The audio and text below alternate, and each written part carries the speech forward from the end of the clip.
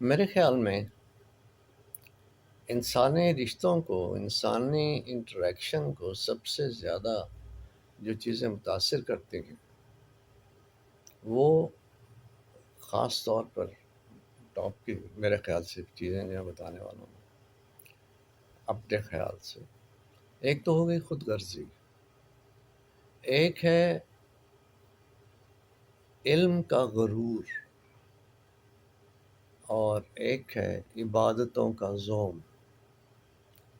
یہ چیزیں انسانی معاشرے کو، انسانوں کے باہمی تعلق کو زہر کی طرح میں سمجھتا ہوں لگتی ہیں۔